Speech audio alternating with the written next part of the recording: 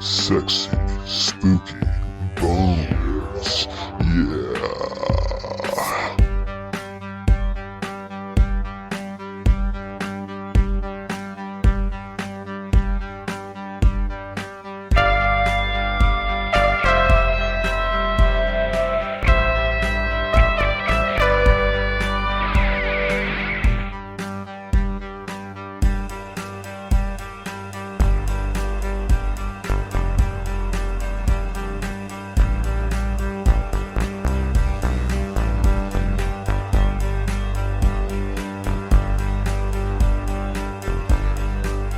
Hello, and welcome to the Skeleton Boys, a horror movie podcast. I am Rolando. Yes.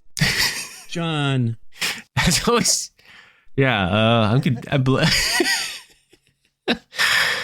And welcome to the show. This week we are reviewing Child's Play. Oh wait, that might be a mistake. Didn't say Chucky season 4. Uh-oh. Because that's what I saw.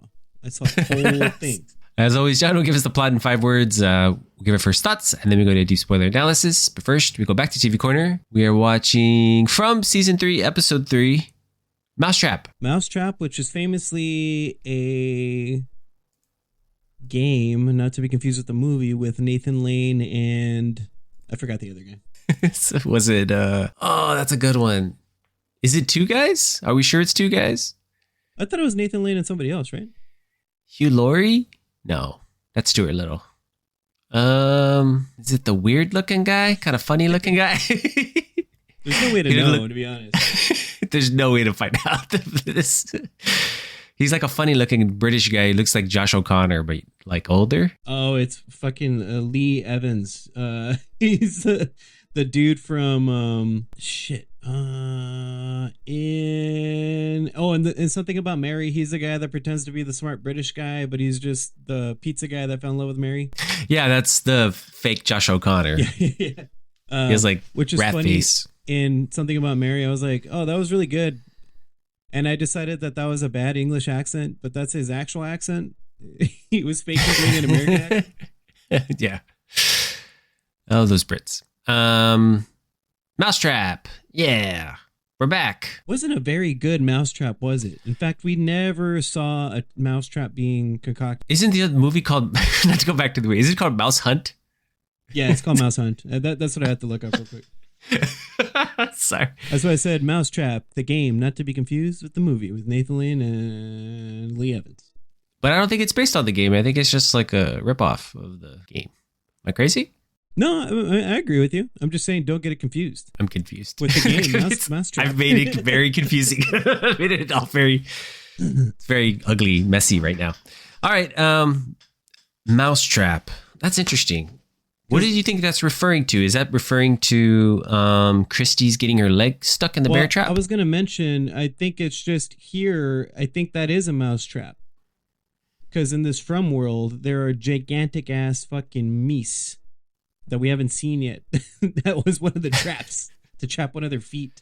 No, I don't know. I have no idea. Well, those are just bear traps. I'm assuming the man with his eye stabbed into, the ghostly guy who's drinking out of the skull is like a bear trapper, like a trapper. Yeah, perhaps. I mean, I don't know if this is something that existed before this world existed, or if that is they were trying to catch something that lives out in that part of the forest that we don't really know about, right? Because it's the first time seeing that part of the forest. I feel like anytime we're in the forest, it's like different. Don't go in the forest. Yeah, because it's going to be some fucked up shit. So I don't know if the mousetrap itself was, hey, there's all this random food that's been growing here, which is like, who's maintaining the crops? That's weird. I mean, also, well, the second mouse always gets the cheese, right? Tabitha, you could say Tabitha thinks she's in a mousetrap. It's true. Because she stops believing that she's in a reality, right? She doesn't believe anymore that this is a reality. And we never really go back to the trees that were supposedly the inspiration for the mother of Victor's. I don't think they gave her a name yet, have they? I don't remember. I did read on Reddit. Do you remember? They briefly mentioned him. Do you remember that the Jade saw this guy hold up the picture of the lines that he was looking for in season 2? Yeah, and then Jade saw them. So, from what Reddit said, is Jade the guy who's holding up the picture that he's seeing is behaving just like Jade did, but that guy went crazy. And is he the guy that helped Boyd in the tower then? No, I think he's a different guy. His name was Christian or something like that. He's another guy who saw. He's actually the guy that did the drawings that Jade is like obsessing over. Oh, yes, and I think that guy is actually Fatima is gonna die and turn into that guy also. This is going back to my other Reddit theories. I still think that's like totally it's plausible. Very plausible, totally plausible. Currently, right? We won't know by the end of the season, right? I'm assuming they'll have some resolution to that this year. But Jade is behaving like that guy. That guy went insane, so we can assume Jade is going to go insane. I think last show we also surmised that maybe he would be the one. He's up for, or maybe it was just only me, but he would maybe up for being the quote unquote person that needs to save the kids. I don't think that's really on the table. The more and more we look at it, I think it's Tabitha that's going to have to be the one. I think Tabitha is going to figure out eventually how or what needs to happen, but I think Jade is just going to be the person that does it, whether it be intentional or not. Yes. Or maybe he's going to have the same future, right? Where he just goes crazy. Yeah. As the Christian guy. I guess that's why that was there. You know what I mean? And people kind of like have guessed that maybe that's what's going to happen to the character's fate. What else happened? The Jim and Tabitha's kids are fucking insufferable again. Well, I mean, I know your argument was like she just went through this traumatic thing. I'm like, yeah, she's still acting like an asshole though. Yeah. Well, I think that they're of the year. I'm like, fuck you, bitch. I'm doing my best here, damn it. I think they're lacing the idea that the 3 that were possessed by the locust, whoever that was, that's not quite over yet. Because I think all of them are behaving kind of weird now. That's true. 3 that were. Yeah. So I think that idea is going to come back around. So that's why she's probably gaslighting her dad all the time, right? Right. That's what it feels like. That's why she's being like, whatever, dad. I'll do whatever I want, dad. I'll go to the cows, see the cows, dad. Stuff like that. It's like, oh, this person's going out into the forest. Guess they're gonna die then. That's my impression of the kid now. Yeah, they went upstairs. Oh, why? To die? That's just, I was like, oh my God. Yeah, I know. That kid is, it's not his fault anymore. I think they're just writing him,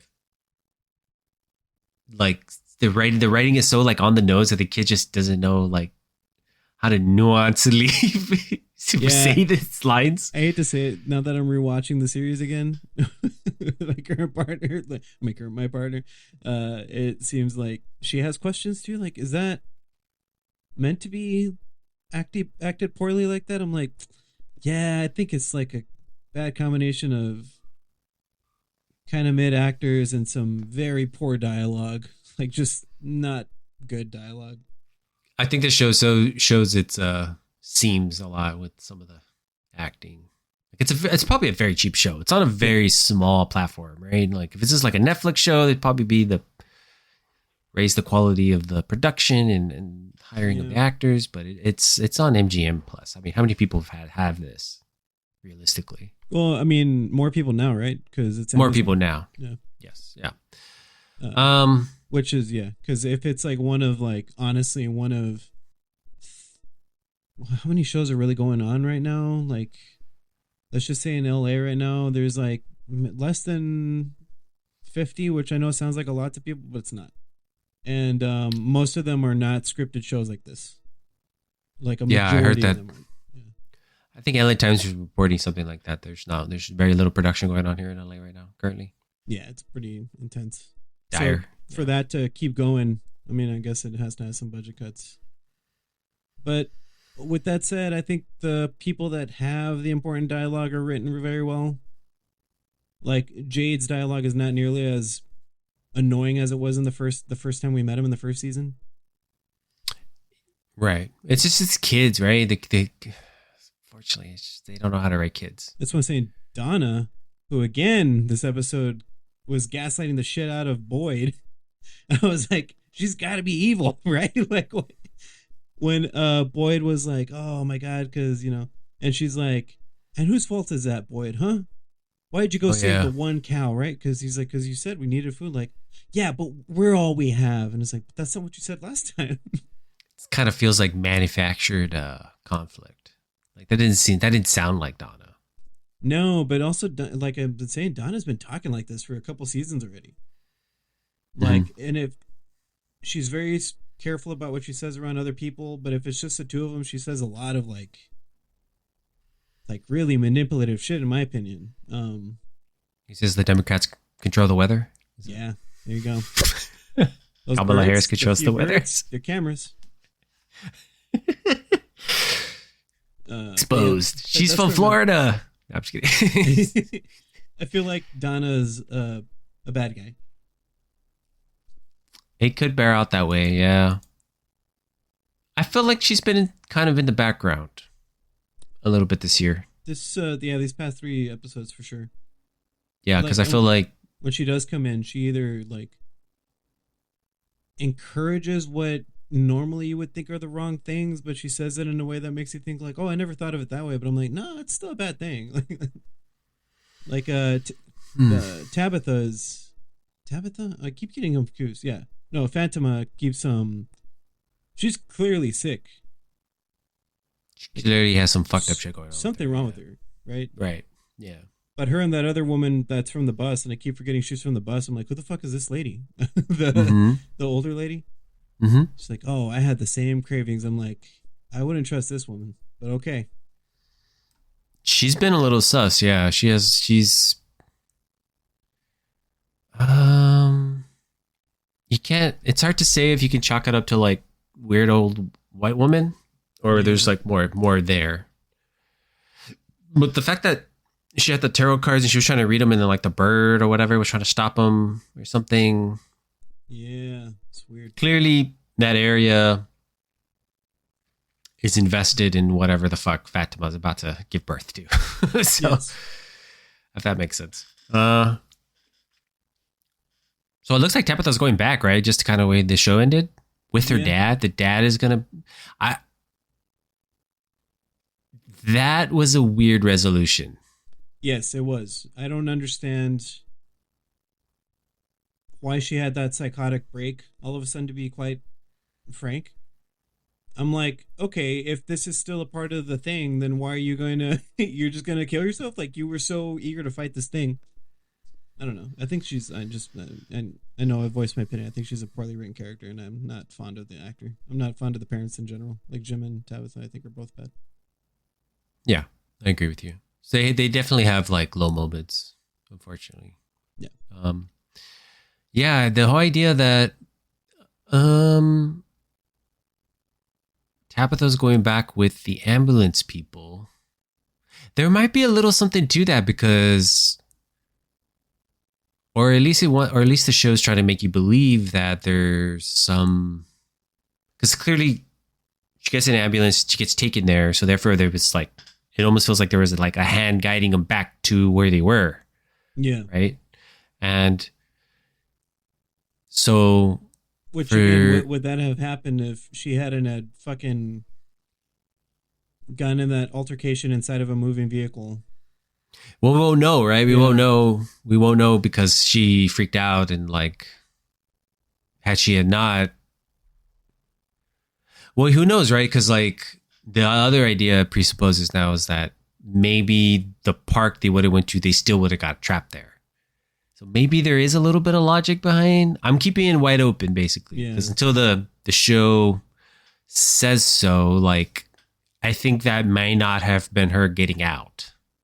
It could have just been something else. Yeah, you think it's just like a red herring? Like it's not. If it feels like it, because it's only lasted 3 episodes, it doesn't feel like it's important at all. No. Because we're. Yeah, I have a feeling she's not. It's just very similar looking situation with the trees down, because I didn't see the birds. I don't think. Well, I wasn't. I would have to go back. Maybe. No, you're right. There was no birds. It was just a tree, and then it cut to black. Like I pulled up cut to black and stuff like that. So, no, you're right about that.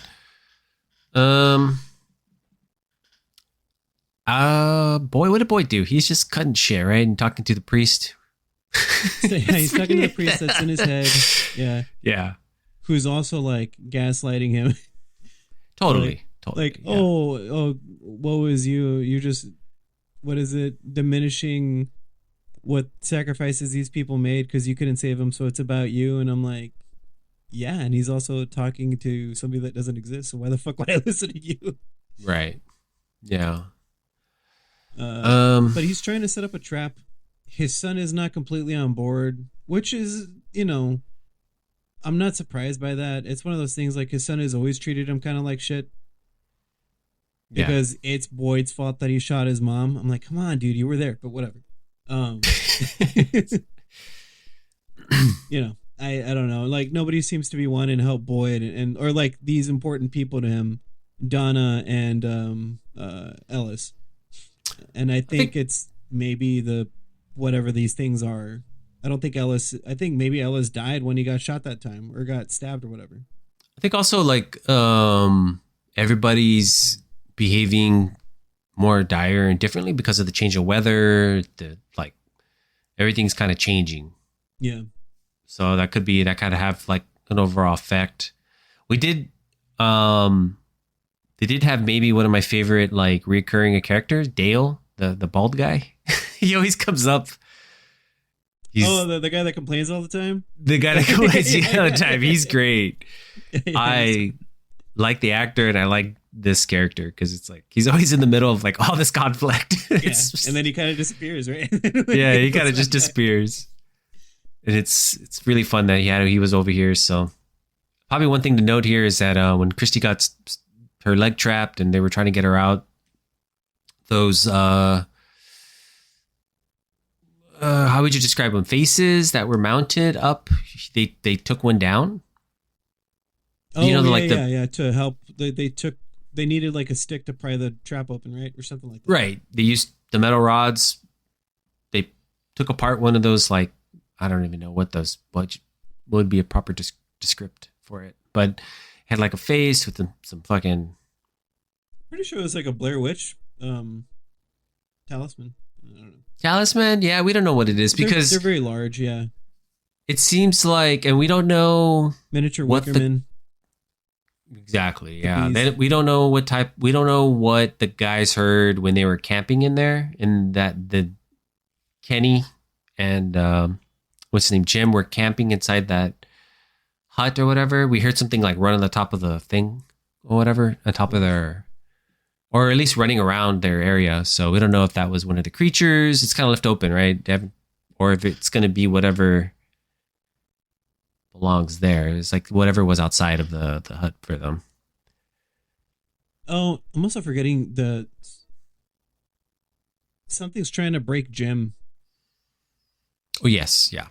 The way the show ended last week, they're trying to break him. And the way it started, right? It is his son still talking to him and says like, "I'm just trying to help, Dad." Also, whatever the fucking kids' names are, shouldn't be out so close to dark, should they? And he freaks out. Yeah. I don't know why he didn't tell Boyd anything. I'm like, I think Boyd would be. Why is he not telling people? Yeah. Or his kids? Like, it just seems so convenient he's suddenly distant with his children. When more or less he's had decent relationship with them. Yeah. Would you characterize it that way? Like, he's been a decent like father throughout the series. For him to just kind of, I get it that they're trying to like create these conflicts, and especially since Tabitha's not there. But I don't know. I think it's too convenient right now with the kids kind of pushing up against what Jim as the only parent there, and it does make sense because Jim would be like he's reeling from the loss of his partner, and then like he doesn't know what's going on, so like he's probably not at a very healthy mental state. Oh, absolutely not. And like, yeah, the way the kids are treating him too, which I think is funny. They're like, mom wouldn't have done this, and I'm like, how come he's not saying, well, your mom's the one that left, so. Your mom dug out the floor.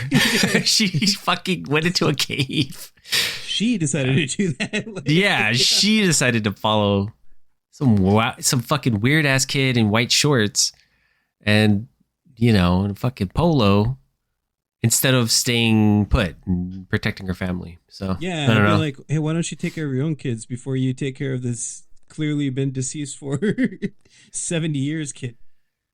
Yeah, exactly. Well, yeah, I don't know. Like they want to save the kids from the tower. I'm like, are you looking at the same kids I'm looking at? Because I'm not getting anywhere near those things, whatever those are. Right, exactly. Yeah. Well, pretty average episode, I'd say. Not bad, but kind of a letdown from last week. But last week was so emotional. I will say the way this one ended, which I will agree, I feel like it's a fake out.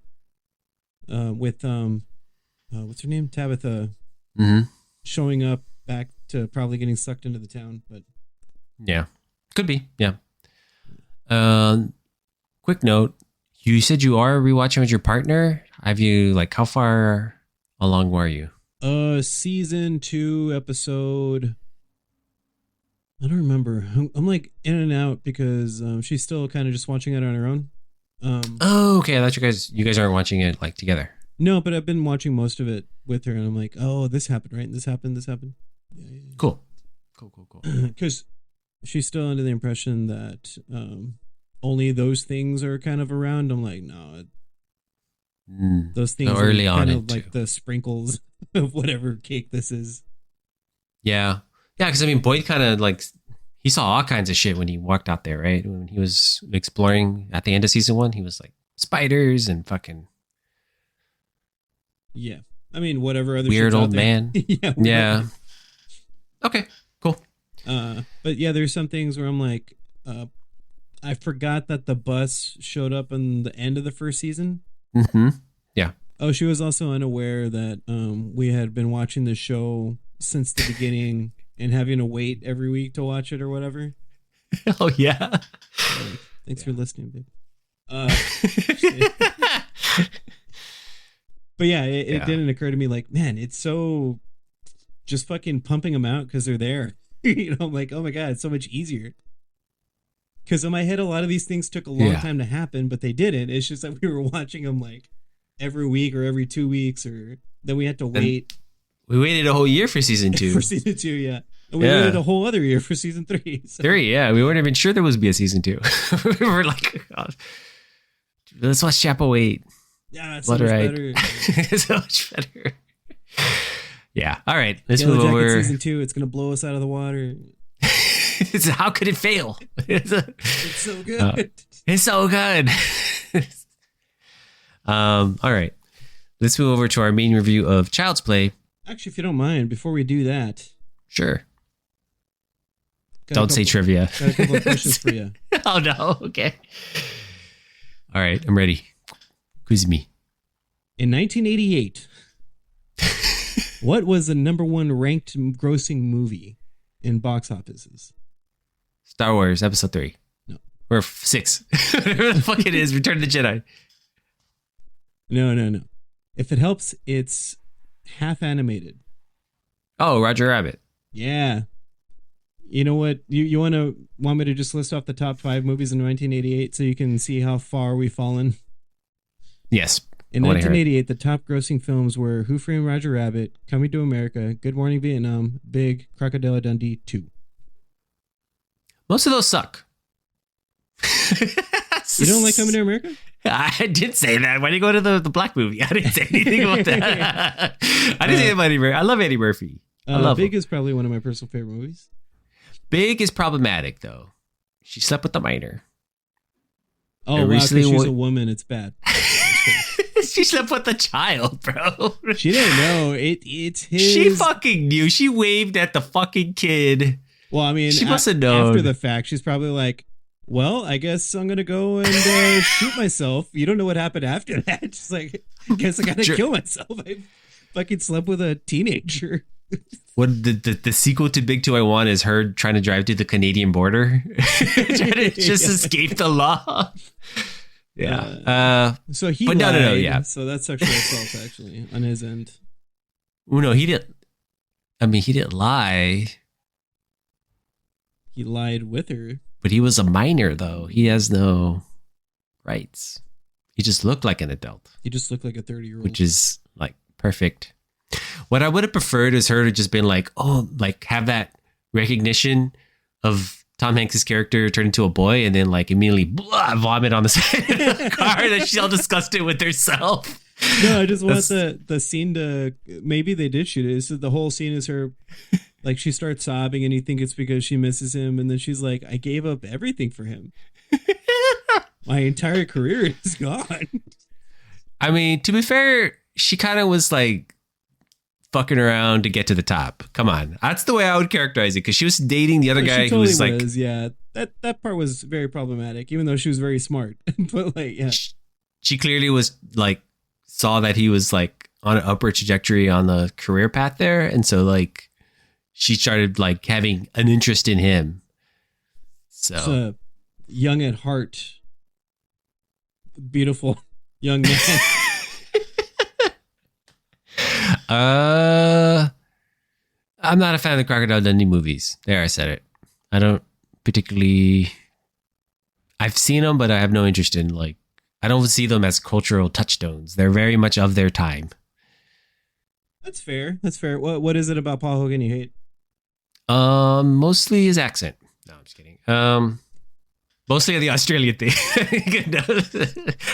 No, I just think those movies are kind of like, they're very simple fish out of water stories, and it's just like, ha ha ha, look how like he's from the outback and doesn't know anything. We're laughing at him, which are very simple comedies, but people loved it. They ate that shit up. I mean, it became one of the like, what's the equivalent of this? Like, it became like a thing for a while and then disappeared. The way, you know, pop songs come out and like people have one-hit wonders and things become cultural touchstones for a bit and then pop culture moves on. Yeah. That's how I feel about those movies. All right. Moving on. I'm sorry. What are we doing? What do you think what single topped the charts in 1988? 1988. Let me go to my mind palace. I'm gonna give you a hint. Your absolute favoriteest of all time new metal band covered this song, and it was their first single. Oh, you made that very easy. Yeah, George Michael's Faith. Oh, there you go. See, he knew it, ladies and gentlemen. I'm by the reference. Yeah. And what came in at number 4? The fuck? Is it another new metal band cover? No, it's I just wanted to mention it was Never Gonna Give You Up by Rick Astley. Oh, you troll me. So, what do you think the top highest grossing horror movie in 1988 was, earning $49 million domestically? Oh, that's a good question. The film made it back its $13 million budget in the first weekend. And it wasn't Child's Play. No, but it is something we have seen before. On the show? Mm-hmm. Just in life. On the show? In fact, the second one I don't think was highest grossing or near being high grossing film. But another franchise actually topped the list. So it's a franchise. Is it one of the Nightmare on Elm Street movies? Yes, which one? Oh, fuck. Man. I think it's your favorite one. The one... Dream Master? Yeah, that's it. Oh, I got it. You got it. Oh, undefeated. And other what do you call it? When you honorable mentions is The Return of Michael Myers Halloween 4. What do you mean? It just came out that year, or it made money? It didn't make any money. It came out that year. It didn't really make that much Yeah. money. I don't know why. It was an awful movie. I thought people liked that shit. Anyway, that's it. Yeah. All right. Finally, since you guys have been patiently listening for, let's see, 3 hours. Yeah, Child's Play. Here are my 3 5-word plot summaries. Johnny 5-word plot summary. Rolando, drum roll, please. Coming in at number 3 for Child's Play. This ginger has a soul. I was trying to do them like I didn't watch all the series because it didn't seem fair after watching this movie. I was like, damn. It's Yeah. Don made some turns. Coming in at number 2 for Child's Play. Chucky's not a good guy. I never made any good guy things, I don't think. I had a My Buddy. Nice. Yeah. It's alive. Yeah. It saw you doing your things in your room. Coming in at number 1 for Child's Play. There was no Devon Sawa. Right. That's true. He existed in the world. It's just not in this movie. If this was a Chucky episode, then he probably would have played Chris Sarandon. His character, the detective, Devon Sawa. Oh, yeah. That's true. I was going to say, he would have been 10 years old, or like at least 9 when the movie was made. 8 or 9. So he could have played Andy Barclay. Just kind of, well, you know? Good point. But I feel like they cast even younger than 8 and 9, right? This kid is super young. Well, Alex I'm so glad that we finally embraced that we are a Chucky Child's Play podcast now, that we don't review anything else. Brad Dourif. Brad Dourif. Super stands. Super stands here.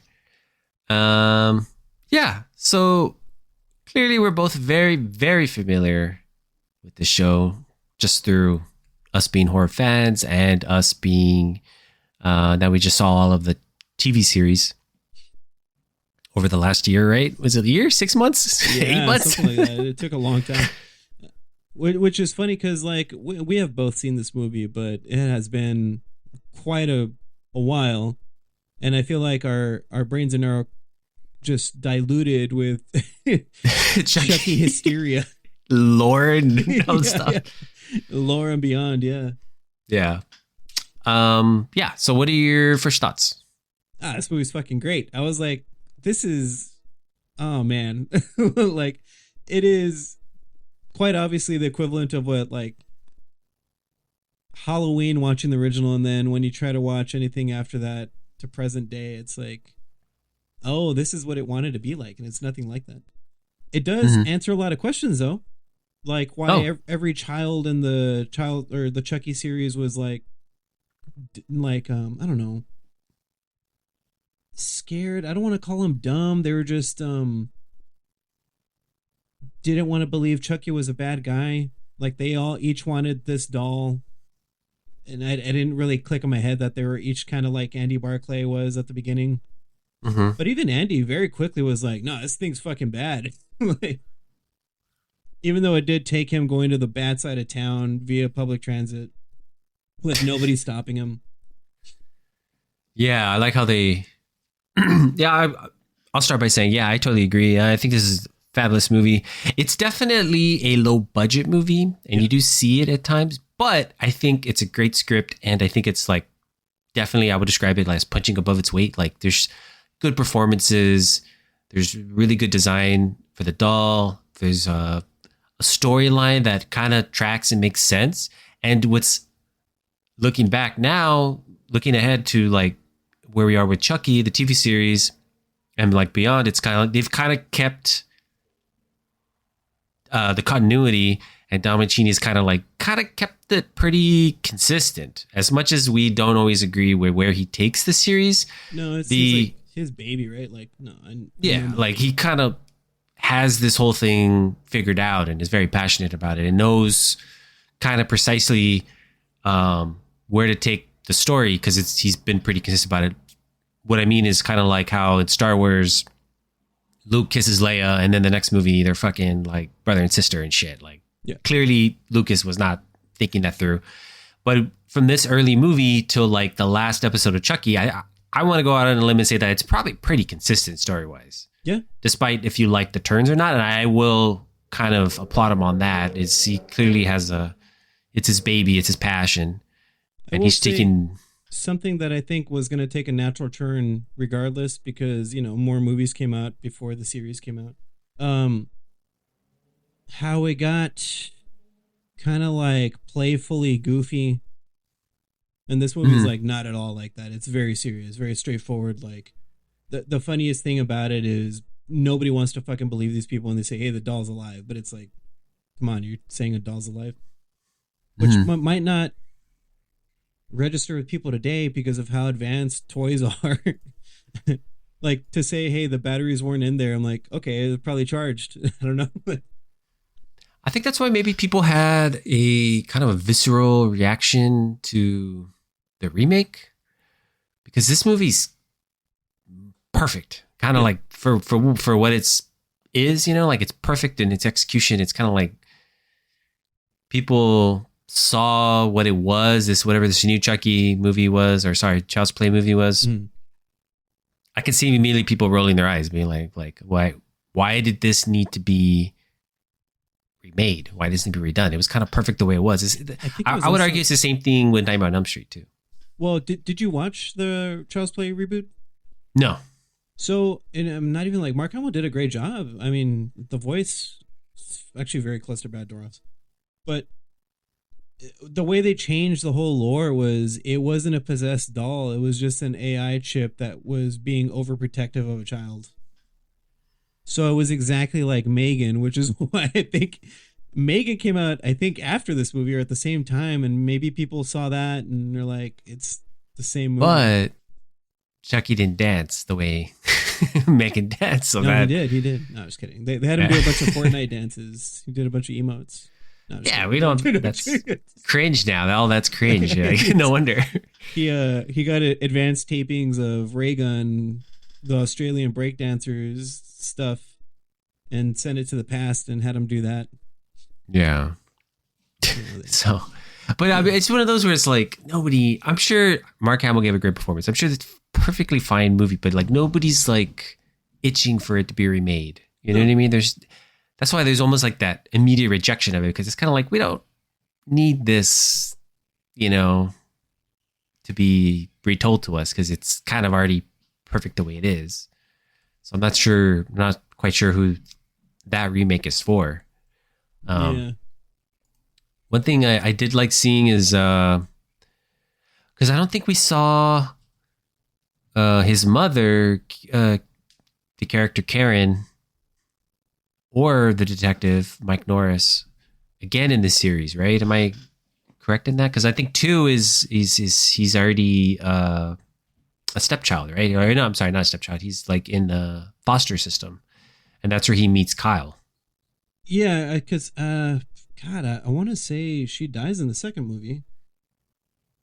Okay, I think something like that. In fact, there's that car scene with Chris Sarandon, and I was like, I thought he lived to the end of the movie, but I also vaguely remember him getting killed during this part. But I think Chucky ends up killing somebody like that in another movie. Right. Yeah. I'm not sure. I guess we got to watch all of them now. Just kidding. I low-key want to go back and watch them all now because just for continuity's sake, right? Because he's like an IMDb, it says Andy's mother is admitted into a psychiatric hospital. The young boy is placed in foster care. So yeah, so I guess that's where he meets Kyle, and they go to the factory. This is the one where they go to the factory, right, of the good guy dolls and stuff. Yeah. Yeah, which is pretty wild because the way the direction was taken for each of these characters, they're clearly going to be fucked up the rest of their lives. So it kind of makes sense now for the Chucky series that why he does all these grooming with kids, because he wants to take their, well, in this particular movie it's set up that he wants to like switch bodies, right? Yes. Kind of the Or like initiation. He didn't really have a choice, I think, right? I think this establishes, which I never noticed, the first person he revealed himself to, his only body can really switch into at that moment. Yes. He does it on a whim, right? Because he already believes in Damballa, and then he's pretty much almost dead because he gets shot by the cop, Chris Sarandon's character, right, in the beginning, and then like he like switches bodies. What that kind of reminded me. What was he telling the Damballa priest, voodoo priest, that he went to go visit him and he had like this whole conversation? His name was John. Was it? Yeah. I think the only character I've ever heard in this entire series named John. Oh, okay. I wasn't aware. He said as much to that he was becoming human again. That's just why he wasn't immortal. Because he thought he was like, because he was in the doll, that he wouldn't feel anything like a doll would, you know what I mean? Because it isn't alive. So they kind of are now saying, well, I guess that does track, right? Because he got killed many times. I was actually wondering halfway through the movie, I'm like, well, if he's getting hurt, like, you can't do anything about it, right? Or like, when are they going to establish he also gets hurt as the doll? Yeah. Because I think he just keeps switching dolls. Yes. He seems pretty, well, I think we're getting ahead, but like he seems pretty definitively dead here. But well, that's for another, how they kind of, I don't remember offhand like how they got out of that problem, right? It is in the cold open of the second movie, I guess. They throw the pieces into something and eventually it gets recycled. And, you know, all by chance, it gets recycled into doll parts again. That makes sense. I guess it makes sense. Yeah, I mean, as much sense as this, you know, as this thing is gonna make, right? But yeah, I thought that was an interesting thought. Like, I never saw it that way. That he could still be hurt in doll form. He wasn't immune to it. He still had like human qualities. Like he can be shot, burned, killed, decapitated, whatever, and still like affect him and feel it, which pretty much plays into like, which has been consistent throughout the whole series since the TV show and everything. Yeah. Okay. How do you feel about? So a bit of trivia that there was a vertically challenged individual who played like physical Chucky, kind of running around. Yeah. He also plays Cousin It in the Addams Family movies, Addams Family Values as well. He's the character Isaac in Children of the Corn. Oh. Yes, I'm very familiar with him. So that guy, John Franklin, was not the little doll person that ran behind her, or at the beginning of the, when what's her name? First reveals. The best friend. Forgot her name. Right. Maggie. I think it's Maggie. Yeah. When she's sitting at the couch and from behind you see Chucky running in the hallway. That's actually played by Alex Vincent, who's Andy Barclay's younger sister. They just dressed her up and running in the background. Because that was kind of freaky. I'm like, oh yeah, I don't like that. And also, like, one moment, like the most iconic moment of the movie for me, still fucking creeped me out. And I was like, damn, I guess it still holds up. When there's a big reveal about, I mean, I guess it's not a spoiler to say that Chucky's alive. That's the whole point of the fucking movie. There's a big reveal when you find out that it's alive because Andy's mom, Karen, is throwing away the box, which I'm like, I'm glad she's just like a average mother and doesn't think about resale value in the future. Just kidding. But she throws away the box and the batteries fall out and she's like, oh no, right? And she grabs the doll and sees that the batteries are out, and Chucky spins his head around and says, "Hi, I'm Chucky. Want to play?" But like, they like pump up the gain so it sounds more gravelly. Mm-hmm. I'm like, damn, that's fucking great. I love that. Oh yeah, that whole sequence too, when she's like trying to shake it into like saying something, Yeah. and then she's like, I forget what he says, something like, Oh, "Fuck even you." Andy does that at one point too, right? Because he's in front of like the psychiatrist and whatever, and I was like, damn, dude, like this movie, all these things happen quicker than I remember, and then play out so much better that they're all like, this doll's fucking with us, and we don't know how to explain it to anybody. Yeah, 100% agree with that. Yeah, yeah, like it was very simply done, but done like it was written in a way that made like sense, like logical sense. Yes. Like there was no like big leap in logic in terms of like what the doll was capable of. It's all seemed pretty like matter of fact if this were to actually happen, which is good writing, you know, like. I mean, even the way she gets the doll, like I did appreciate single mother really struggling to make it happen. Like get this gift for a kid who's obviously a big, like good guy doll fanatic, not doll, but like good guy of the show, good guy cereal, and you know he's like sad. And I appreciated that he didn't start pouting or get really angry that he didn't get the doll. He was just like sad, and she was like, "No, I'm trying to save up, whatever." And how she works at a jewelry store. And they're like, hey, there's like some hobo, I guess, I don't know, in the alley. So, oh no, she calls him a peddler. I'm like, okay, there's a peddler in the alley. I'm like, I hope she said peddler, not diddler. Because if they're running out for that, that's. Wait, you almost diddled her in the in the alley. So. Oh yeah, later I forgot about that. But how they go out there, and this is after that toy store exploded. So this guy probably just picked up the fucking doll and was like, yeah, I'll sell it to you. How much you want for it? $50. And she's like, $10. She's like, oh, I'll do it for 30. So it's like, okay, so that's how the doll fucking came into her possession. Yeah. Yeah. And like that she does track down the hobo. He looked like a hobo, right? He looks like he hops trains, right? Sure, yeah. Things Rocky Candy Mountain songs. Got a stick with one red bandana at the end of it. And all his belongings in it. Yeah, all of his, like, yeah. A couple of rocks, a couple more bandanas in case someone gets dirty. Yeah, I like how they, like, again, we're not clear on how he got in possession of the doll. We just assume he just stole it. Or walked by and grabbed whatever blew out of the, right?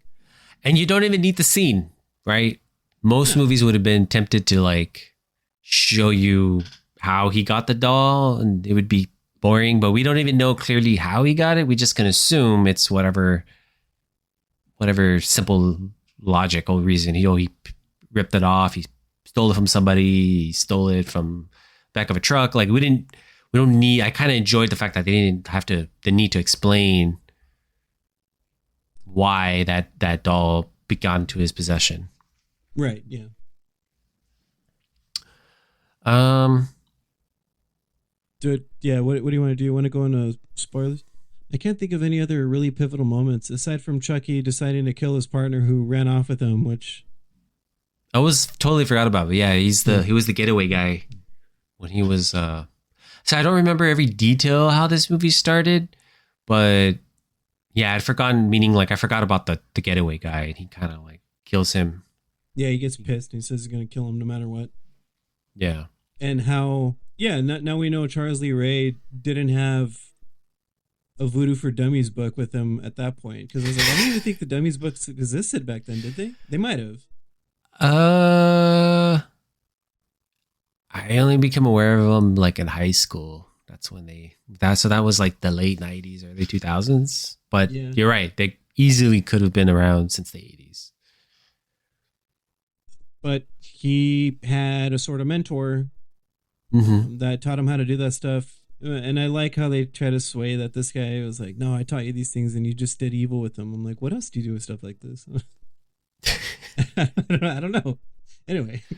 He's running a legitimate religion, John. For tax purposes, he needs to run a legitimate business. We're going to demolish this stereotype voodoo doctors have. Mancini again, ahead of the curve. Yeah. But I like how he's like, you shouldn't show your clients your stash of stuff, and he found a voodoo doll of him and like just like fucked him up. Yeah. Yeah. It's like he was very proud of progressing this this stereotypical voodoo religion, and then like all of the work he's done in his series for the LGBTQ. I mean, yeah, I mean, to be fair, he could have easily cast a white guy as a bad voodoo doctor, evil dude. No, he was black because that's the way it should be, I guess. It's the only person of color in this entire film, I think. He's dead within minutes. I'm just kidding. But he's the reason they saved the kid. Who's in a mental asylum or an institution and is crafty enough to escape from there, which I thought was very impressive. Yeah. But yeah. Anyway, all in all, yeah, it was a fucking excellent movie. Great movie to revisit. You kind of just see, again, this is one of those like horror, how would you describe it? Like linchpins. He's like an icon. Yes. Right up there with, Nightmare on Elm Street, meaning like perfect first movies. I think sequels vary from Halloween, Nightmare on Elm Street. I would definitely put Child's Play up there. These sort of it's funny because y'all came out in the 80s. I don't know what was going on, what people were fucking smoking or drinking in the 80s. Yeah, but because I will say my favorite horror movies are from the 80s. Yeah, I mean, that seems to be, and he's kind of like, this is like top tier horror, top tier horror of the time, and now it's still this show. There's audience for this movie still to this day.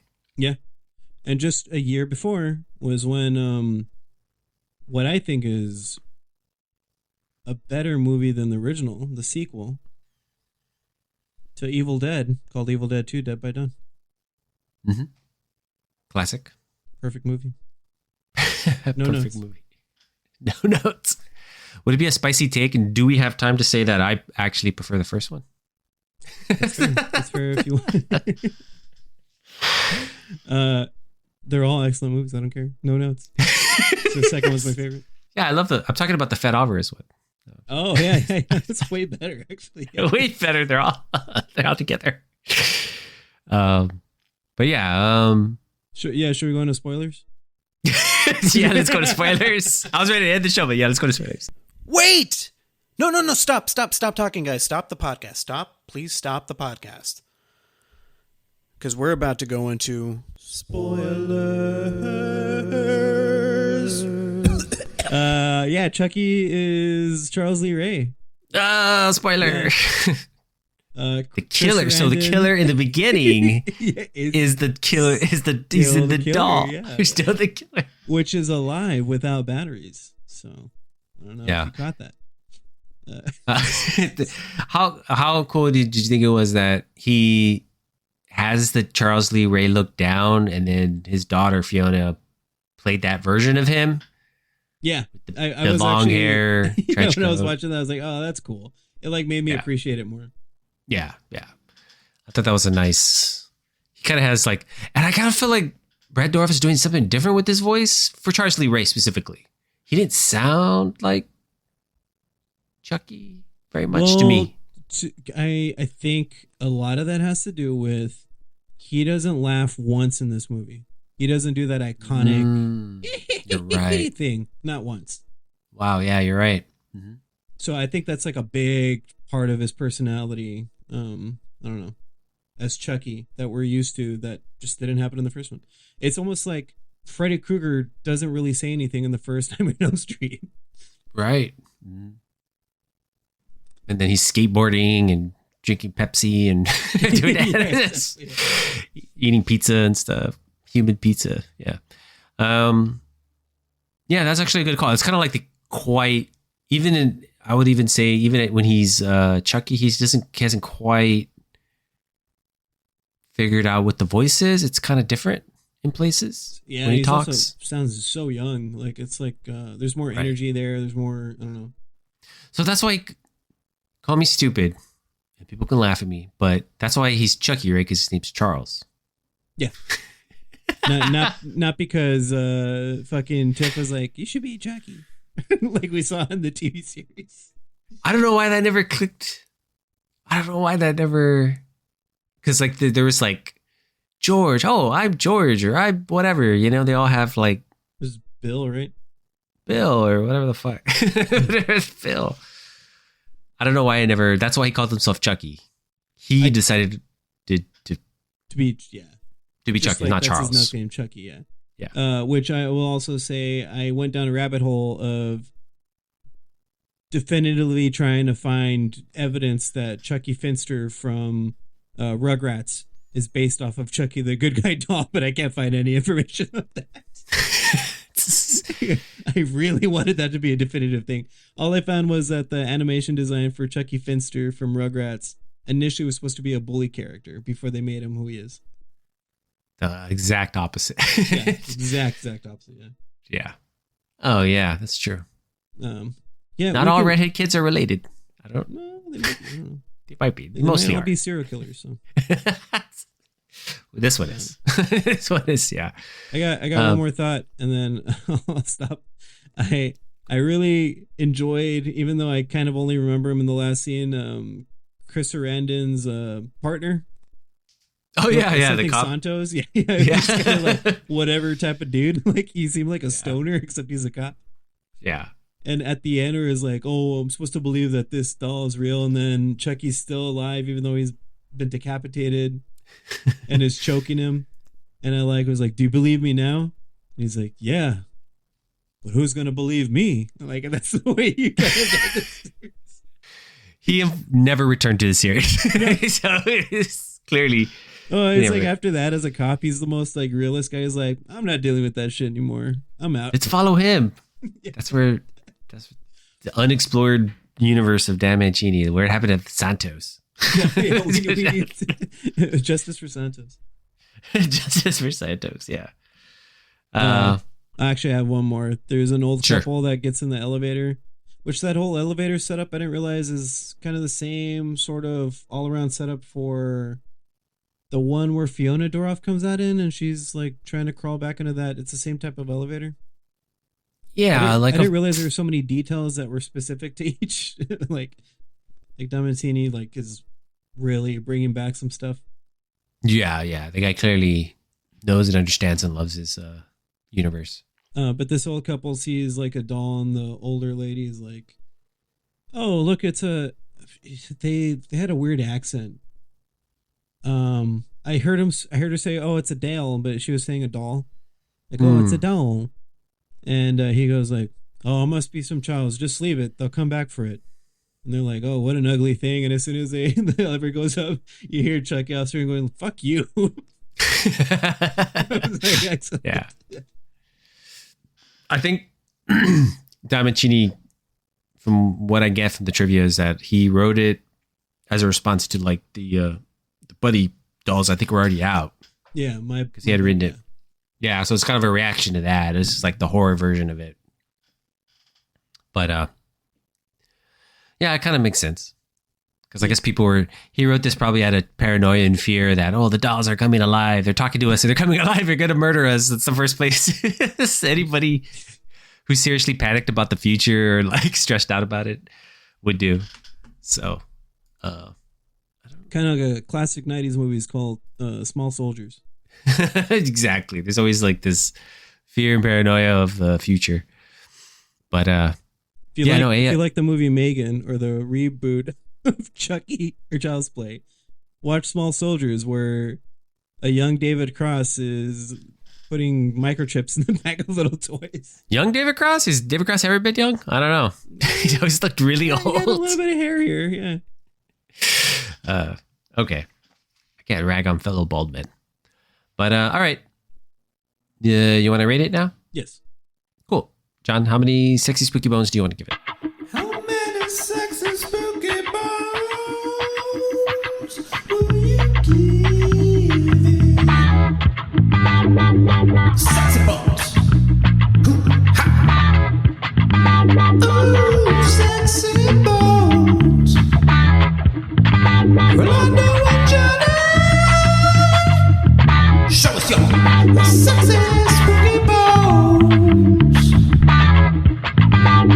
wait. Don't do that. Just rate the movie. I'm going to give Child's Play 9 sexy, spooky bones. What doesn't make it a 10? Because I'm more or less in the same ballpark in terms of rating, but why wouldn't you give it a 10? What did it miss? What did it lack?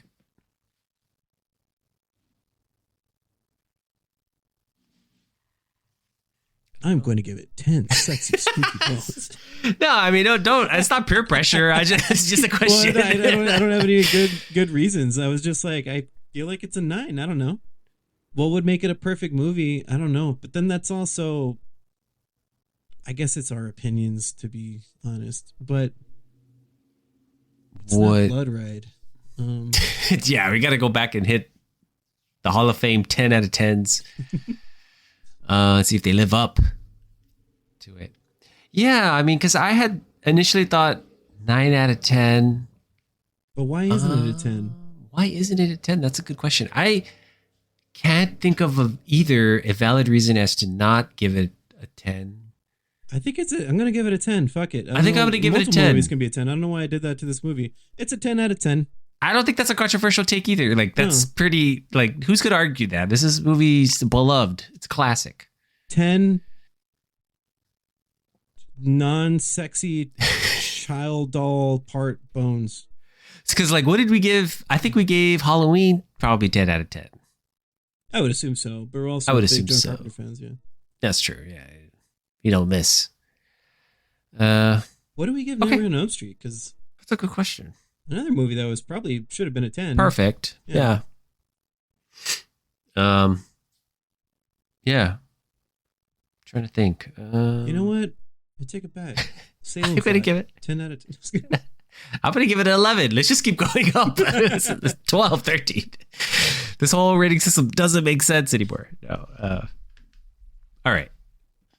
I also, if that was not clear, I will also give it a 10 out of 10. I can't think of a valid argument to give it anything less. Yeah. So if anybody wants to argue that point, I would love to hear it. 10 out of 10. I know audibly you can't see the visuals that I'm doing, but I'm putting hearts all over my screen. Yeah. Alrighty. All right, guys, gals, not buying any pals. Thank you for listening. And as always, stay spooky.